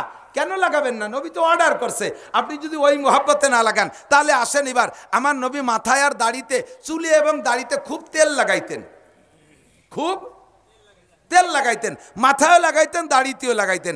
সেই তেল কি আমরা শুধু মাথায় আর দাড়িতে লাগাই, না আরো মেলা জায়গা লাগাই? যতদূর হাতের আগল পাই সাদ্দুর লাগাই না। তা সে সময় কও না কে? কয় যে হুজুর না, তা তো ঠিকই কইছেন। তাহলে ঠিক তোমরা ফয়সালা দাতা তোমরা না, কোরআন হাদিস দেখা গুছাই গাছায় প্লেটে করে এনে দিয়ে গেলাম, এটার পর আমল করো। যেটা সুন্নত সেটাকে সুন্নতের জায়গায় আমল করবা, বেশি বুদ্ধি খাটাতে যাওয়ার দরকার নাই। কথা কোন ঠিক না? আমাদেরকে সৃষ্টি করেছেন কে? আমরা সৃষ্টি জগতে সবচাইতে সেরা, ঠিক না? মানুষ সবচেয়ে, যুবক আমার দিক তাকাও, হিন্দু বলেন, বুদ্ধ বলেন, খ্রিস্টান বলেন, মুসলমান বলেন, হাস্তিক বলেন, নাস্তিক বলেন, মুরতাদ বলেন, বেঈমান বলেন, কাফের বলেন, মুশরিক বলেন, ইহুদি বলেন, নাসারা বলেন, যাই বলেন, যত জাতি বলেন, যার নাম মানুষ, সে সূর্যের চাইতেও দামি, চন্দ্রের চাইতেও দামি, আসমানের চাইতেও দামি, জমিনের চাইতেও দামি, সারা দুনিয়া সবকিছুর চাইতে সে দামি। এবার তার এই দামটাকে ধরে রাখার জন্য সামান্য একটু মেহনত করতে হবে। যদি এই মেহনতটুক করে, তাহলে সে কাবা ঘরের চাইতেও দামি। আর যদি এইটুক না করে, আল্লাহ পাক বলেন সুম্মা রাদাদনাহু আসফালা সাফিলিন, তুমি সবচাইতে নিকৃষ্ট। উলাইকা কাল আনআমি বাল হুম আদাল্লু, এগুলো চতুষ্পদ জন্তুর চাইতেও খারাপ। আল্লাহু আকবার। তো দোস্ত আমরা একটু শুকর আদায় করি। সমস্ত সৃষ্টির ভিতরে আল্লাহ তাআলা আমাদেরকে সর্বশ্রেষ্ঠ করে বানাইছে, বলি না আলহামদুলিল্লাহ। আরও শুকর আদায় করতে পারবেন। হাতি যত বড় হোক আল্লাহ হাদ্দে বানাই নেই, হরিণ যত সুন্দর দেখা যাক আল্লাহ হাদ্দে বানাই নেই, ময়ূর এত সুন্দর দেখায় আল্লাহ তারে হাদ্দে বানাই নেই, অত্যন্ত সুদর্শন পাখি দেখা যায় মাঝে মাঝে, এ পাখির একটাও আল্লাহ হাদ্দে বানাই নেই, এমনকি জিনকে আল্লাহ হাদ্দে বানাই নেই, এমনকি ফেরেশতাদেরকে আল্লাহ হাদ্দে বানাই নেই, আল্লাহ তাআলা চাঁদটাও হাদ্দে বানাই নেই, সূর্যটাও হাদ্দে বানাই নেই, আল্লাহ আসমানটা হাদ্দে বানাই নেই, জমিনটা হাদ্দে বানাই নেই, আল্লাহর কাবা ঘর আল্লাহ নিজ হাদ্দে বানাই নেই, বাইতুল মুকাদ্দাস আল্লাহ নিজ হাদ্দে বানাই নেই, এগুলো সব বানাইছে ফেরেশতা দিয়ে। শুধুমাত্র 5টা জিনিস হাত দিয়ে বানাইছে, তার মধ্যে আল্লাহ তাআলা মানুষকে বানাইছে নিজ হাত দিয়ে। তাহলে মানুষ অবশ্যই দামি, ঠিক না? আল্লাহ পাক রব্বুল আলামিন এই দামি মানুষটারে বানাইলেন কি দিয়ে? বানাইছে কি? যুবক, মাগুরার যুবক আমার দিক তাকাও, এই দামি মানুষটারে আল্লাহ হীরা কাঞ্চন দিয়ে বানাতো তালি এদিক খেয়াল করেন, যদি হীরা কাঞ্চন দিয়ে বানাতো তাহলে নকও হীরা কাঞ্চন হতো, যেটুক বাইয়ে যেত ওইটুক কাটিয়ে বেশি পয়সা কামাই রে খাতি পেতাম। যে মানুষটার আল্লাহ সোনা দিয়ে বানাতো, দামি, ঠিক আছে, দামি পদার্থ দিয়ে বানাতো, এই মানুষটা আল্লাহ রূপ দিয়ে বানাইতো, মণিমুক্তা দিয়ে বানাইতো, তা দিয়ে না বানাইয়া আল্লাহ তাআলা মানুষকে বানাইছে কি দিয়া? মানুষকে কবরে দাফন করার সময় আপনি বলে আছেন রেগুলার, মিনহা খলাকনাকুম। কথা কার? আমরা তো নাকেল নকল করি, কথা তো আল্লাহর। আল্লাহ বলেন আমি মাটি দিয়ে তোমাকে বানাইছি, মিনহা খলাকনাকুম, তোমাদেরকে আমি মাটি দিয়ে বানাইছি। প্রত্যেক দিন এই কবরে কত মানুষ দাফন করলেন, এই দোয়াটা আপনি পড়েন। ওই দোয়াটা তো মাইয়েতরে শুনানোর দরকার না, নবী পড়তে বলছেন তাই পড়ি, বাকি ওই সময় পড়ে নিজেকে নিজে ওয়াজ করি, নিজেকে নিজে ওয়াজ করি। আরে আজকে যারা মাটির মধ্যে দাফন করতেছি আমিও তো তার মতো একজন মানুষ, তারও যেমন মাটি দিয়ে বানানো হয়েছে আমাকেও কি দিয়ে বানাইছে? মিনহা খলাকনাকুম, তোমারে মাটি দিয়ে বানাইছি, তোমারে সোনাই দিয়ে বানাই নেই, এদিক তোমারে হীরা কাঞ্চন দিয়ে বানাই নেই, মাটি দিয়ে বানাইছি। কেন? কয় মাটির ভিতরে 2টা গুণ আছে, যে 2টা গুণ আমার খুব ভালো লাগে। একটা গুণ হলো মাটি ভদ্র, মাটি সভ্য, মাটি ধৈর্যশীল, মাটি আমানতদার, মাটি আমানতদার, মাটি ভদ্র, মাটি ধৈর্যশীল, মাটি সভ্য, আর একটা হলো মাটি আমানতদার। সভ্যতা ভদ্র, যুবক আমার দিক, কথা কয় না, নড়াচড়া রে। সভ্যতা, ভদ্রতা, নম্রতা আল্লাহ তাআলা পছন্দ করে, আর মাটির মধ্যে তাই আছে। এই মাটির উপরে 50 তলা 100 তলা দালান বানান, মাটিতে কোনোদিন কয় না মিয়া তুমি তো 2 মণ বতি পারো না, আমার গাড়ি এত বড় উঠে দাও কে? কইছে কোনোদিন?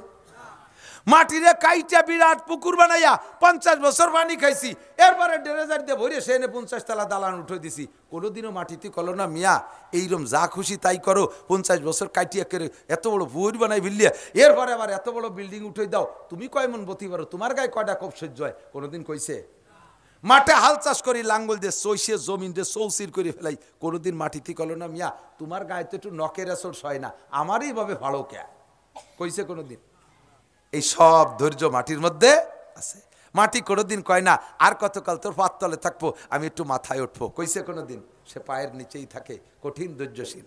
2 নম্বরে আমানতদার, মাটিরে একটা ধান দেই, সেই ধানের থেকে একটা গাছ দেয় মাটি, সেই মাটিতে আবার 7টা গাছ দেয়, 7টা গাছের মাথায় 7টা শীষ হয়, ফিকুল্লি সুম্বুলাতিন মিয়াতু হাব্বা, প্রত্যেক শীষের মাথায় 100 করে ধান হয়। একটা ধান মাটিরে দিলে মাটি আমারে 700 ধান দেয়, একটা আমের বীজ মাটিরে দিলে 50 বছর 100 বছর আমারে হাজার হাজার আম দেয়, একটা কাঁঠালের বীজ মাটিরে দিলে মাটি আমারে 100 বছর পর্যন্ত হাজার হাজার কাঁঠাল দেয়, একটা নারকেলের বীজ মাটিরে দিলে মাটি আমারে 50 বছর পর্যন্ত কত নারকেল দেয়। কথা কোন ঠিক কি ঠিক না? এই মাটির ভিতরে আমানতদারি আছে, আর এই মাটির মধ্যে ধৈর্য আসে। এই জন্য আমি মানুষ, এই 2টা গুণ আমার খুব ভালো লাগে। এরা অহংকার করে না, মাটিতে অহংকার করে না, তাকাব্বুরি করে না, ফখর করে না, বেয়াদবি করে না, এই 2টা জিনিস আমার ভালো লাগে। এই জন্য মানুষ তোমাদেরকে মাটি দিয়ে বানাইছি, সোনায় দিয়ে বানালি, সোনার মধ্যে অহংকার আছে, রূপর মধ্যে অহংকার আছে, কথা কয় না কেন? হীরা কাঞ্চনের মধ্যে অহংকার আছে, অহংকার আমার ভালো লাগে না। তোমারও যদি সোনায় দিয়ে বানাইতাম, তোমার দাপটে অহংকারে আমি আল্লাহই টিকতে পারতাম না। তোরে মাটি দিয়ে বানাইছি, মিনহা খলাকনাকুম, তোর মধ্যে 2টা গুণ দেখতে চাই। যুবক তোমার মধ্যে 2টা গুণ চাই, কয়টা? 1 নম্বরে ভদ্র হতে হবে, 1 নম্বরে ভদ্র, নম্র, সভ্য, তোমার চাল চলন, উঠা বসা, মোটরসাইকেল চালানো, মুরব্বীদের সাথে সাক্ষাৎ, দেখা হলেই সাইকেল থেকে নেমে পড়বা, আসসালামু আলাইকুম দাদা কেমন আছেন। তুমি কলেজে পড়ো, বিশ্ববিদ্যালয়ে পড়ো, মোটরসাইকেলে আসছো, মুরব্বীকে দেখে ব্রেক করিয়া আসসালামু আলাইকুম দাদা কেমন আছেন। তুমি ওয়ালাইকুম সালাম, তোমার তো চিনলাম না। দাদা আমার আব্বার নাম হলো আব্দুর রহমান মোল্লা। ও তুই আব্দুর রহমানের ছেলে, তো দাদাও এরকম ভদ্র ছিল। দোয়া করি ভাই তুই অনেক বড় হ। কতক্ষণ আর ওই মুরব্বীর পাশে মোটরসাইকেল চালায় যা সময় মাটির রাস্তা ধুলো বালিতে ভরে গেছে, ওখানে যে পিক আপ মারি দিছো ধুলোতে বুড়োর চোখ মুখ গুলাই যাইয়া গড়তি গড়তি খালের মধ্যে চলে গেছে, লুঙ্গিটা রাস্তায় পড়ে রয়েছে।